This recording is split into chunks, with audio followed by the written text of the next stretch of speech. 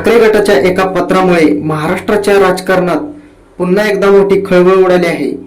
हे पत्र जर पुढे न्यायालयात महत्त्वाचा पुरावा ठरलं तर काही खासदारांच्या राजकीय भविष्यावर त्याचा थेट परिणाम होऊ शकतो, अशी चर्चा आता जोर धरू लागली आहे। नेमकं या पत्रात काय लिहिलं आहे? उद्धव ठाकरे गटाने अचानक हे पाऊल का उचललं? शिंदे गटाच्या खासदारांसमोर आता नवीन कायदेशीर अडचणी निर्माण होणार का? आणि सर्वात महत्त्वाचा प्रश्न, जर हा वाद न्यायालयात आणखी गंभीर झाला तर त्याचा परिणाम महाराष्ट्राच्या राजकारणावर नेमका कसा होऊ शकतो?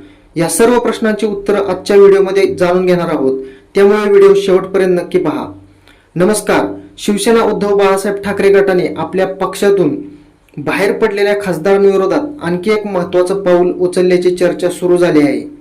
माध्यमांमध्ये आलेल्या वृत्तांनुसार ठाकरे गटाच्या संसदीय पक्षाने शिंदे गटात गेलेल्या खासदारांना एक अधिकृत पत्र पाठवलं आहे। या पत्रात असा मुद्दा उपस्थित करण्यात आला आहे की काही खासदारांनी आपण मुख्यमंत्री एकनाथ शिंदे यांच्या पक्षात कायदेशीररित्या विलीन झाल्याचं चित्र निर्माण करण्याचा प्रयत्न केला आहे। मात्र ठाकरे गटाचा वेगळा दावा आहे।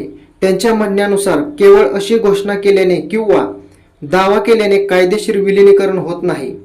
यासाठी भारतीय राज्यघटनेतील 10व्या अनुसूचीतील म्हणजेच अँटी डिफेक्शन लॉ मधील नियम लागू होतात। ठाकरे गटाने पत्रात याच कायद्याचा संदर्भ घेत असा दावा केला आहे की मूळ पक्षाची मान्यता आणि आवश्यक कायदेशीर प्रक्रिया पूर्ण झाल्याशिवाय अशा प्रकारचे विलीनीकरण वैध मानले जाऊ शकत नाही।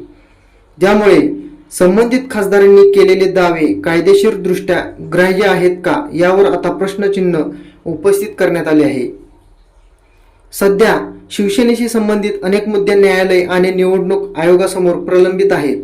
पक्षाचे नाव, निवडणूक चिन्ह तसेच विविध प्रतिनिधींच्या पात्रतेबाबत कायदेशीर लढाई सुरूच आहे। अशा वेळी हे पत्र केवळ राजकीय प्रतिक्रिया नसून भविष्यातील कायदेशीर प्रक्रियेसाठी एक महत्त्वाची नोंद म्हणूनही पाहिले जात असल्याची चर्चा राजकीय वर्तुळात सुरू आहे। आता या पत्राला शिंदे गटातील खासदारांकडून काय उत्तर दिलं जातं आणि पुढे कायदेशीर घडामोडी कोणत्या दिशेने जातात, याकडे सर्वांचे लक्ष लागले आहे। या संपूर्ण प्रकरणाबद्दल तुम्हाला काय वाटतं? ठाकरे गटाचं हे पाऊल कायदेशीरदृष्ट्या प्रभावी ठरेल का, की हा केवळ राजकीय दबाव निर्माण करण्याचा प्रयत्न आहे? तुमचं मत कमेंटमध्ये नक्की लिहा। व्हिडिओ आवडला असेल तर लाईक करा, शेअर करा आणि महाराष्ट्रातील प्रत्येक राजकीय अपडेटसाठी आपल्या चॅनेलला सबस्क्राईब करायला विसरू नका। धन्यवाद।